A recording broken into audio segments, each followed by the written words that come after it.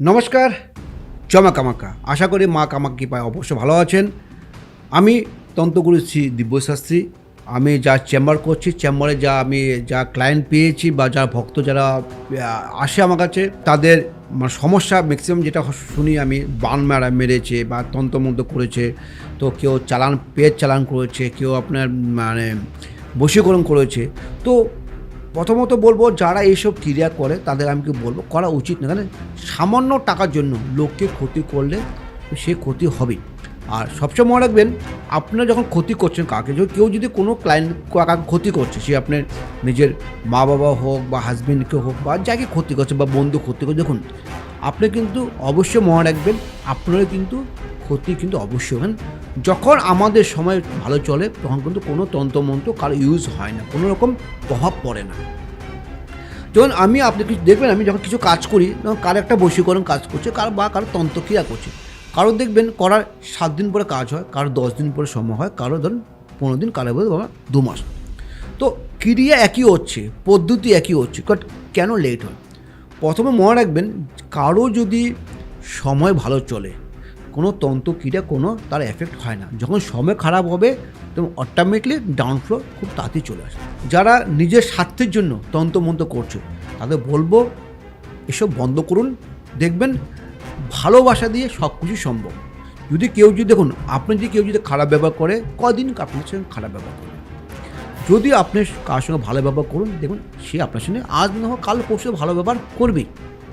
তো জীবনে পথে চলাকালে সবার সাথে আমার সমস্যা আসবে, কার সাথে রাগ, কার সাথে জেদ হবে, কার অহংকার আসবে, কারণ আমরা মানুষ। তো এর শেষ থেকে আপনি এত তন্ত্র করা উচিত না। যারা আমাদের আসে, তন্ত্র সিমটম কী বা কেউ যদি বান মারে, সবসময় মনে রাখবেন, তন্ত্র যদি কারো মারা হয় তখন তো প্রথম শুকিয়ে যাবে। সেকেন্ড টাইম হচ্ছে দেখবেন কী বলে, খাওয়া দাওয়া খুব কম করবে। থার্ড হচ্ছে প্রচণ্ড রাগ, প্রচণ্ড জেদ হবে। 4 হচ্ছে দেখবেন কিছু স্কিনের প্রবলেম হবে। তারপর দেখবেন বাড়ির থেকে বাইরে সবসময় থাকতে খুব পছন্দ করবে। তারপর দেখবেন বাড়িতে যদি থাকে, সে খালি একটা রুমে থাকবে, একা থাকতে খুব পছন্দ করবে। তখনই আপনি ভাববেন যে আপনার উপরে সে তন্ত্রক্রিয়া করা হয়েছে। আর আরেকটা হয়, দেখবেন সবসময় একটা ঘুমাতে খুব পছন্দ করবে। সো এসব তন্ত্রক্রিয়া অথবা বান মেরেছে। বান মারলে শুধু এসব সিমটম পাবে।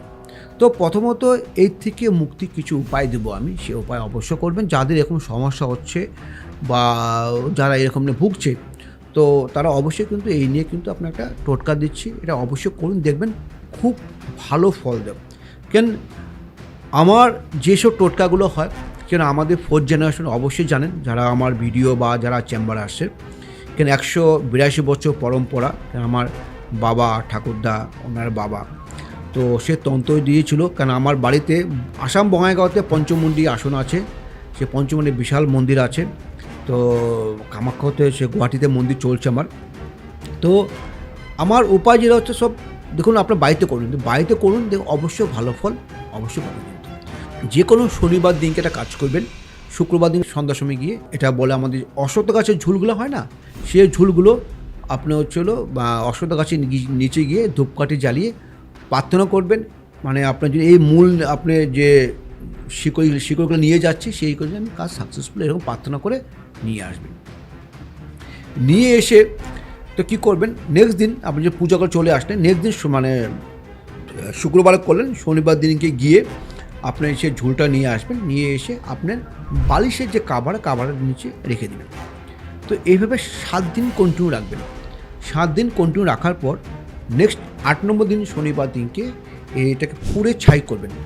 ছাই করে যে ছাইটা থাকবে, সে ছাইটাকে আপনার জলের সাথে মিলিয়ে যার উপরে তন্ত্রক্রিয়া করা হচ্ছে, যার প্রবলেমগুলো হচ্ছে বা বাড়িতে হচ্ছে, প্রথমত পুরো বাড়িতে ছিটিয়ে দিবেন।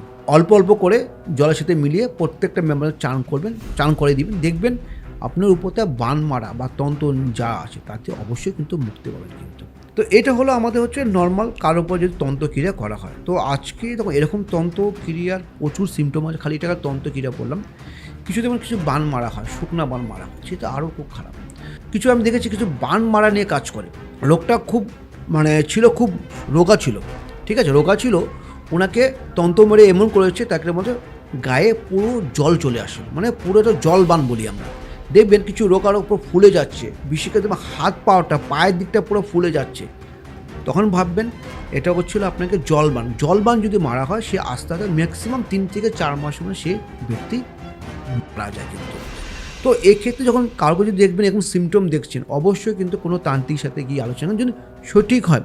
আর তন্ত্রটা কিন্তু এমন জায়গায় চলে গেছে আজকাল, তো অনেক লোক পাবেন সে আপনাকে এই বলবে ওই বলবেন। তো যদি এরকম হয় প্রথম স্টেজ একটা কাজ করবেন আপনি, হলো প্রথমত হলো আপনি কালো কার নেবেন, একটা কালো কার নিয়ে মানে যে যাকে এরকম করেছে কালো কার পায়ের থেকে মাথা পর্যন্ত একটা আপনাকে হলো হাইট করে, সেম হাইট করে কালো কার শনিবার দিনকে সকাল 8টা থেকে 9টার মধ্যে এই ক্রিয়া করবেন। একটা হাইট করে সুতো নেবেন, সুতো দিয়ে আপনার 9টা গিট বাঁধবেন। যখন গিট বাঁধবেন তখন প্রার্থনা করবেন, মানে আমার এই ক্রিয়া করে তার নাশ হোক, নিঃশ্বাস বন্ধ করে 9টা গিট বাঁধবেন। সেই গিটটা যদি আপনি কোমরে অথবা পায়ের মধ্যে, মানে ডান পায়ে যদি পেঁচিয়ে বেঁধে রাখুন না, দেখবেন যত বড় বান মারুক তার থেকে মুক্তি পাবেন। বারবার বলছি এগুলো হচ্ছে আপনার উপায়। টোটকা হচ্ছে এমন নয় মিরাকেল হচ্ছে, টোটকা হচ্ছে আপনার 30 থেকে 40% কাজ করে। আর যখন এই ক্রিয়া করবেন, বারবার আমি সবাইকে বলি ফোকাস রাখবেন খালি ক্রিয়ার উপরে, কোনো মোবাইলের সাথে কথা নয়, কার সাথে কথা নয়, ফোকাস 100% করুন। মা কামাখ্যা আশীর্বাদ আপনার এই টোটকা, আমি মা কামাখ্যা টোটকা অবশ্যই শুভ ফল পাবেন। আশা করি ভালো থাকবেন।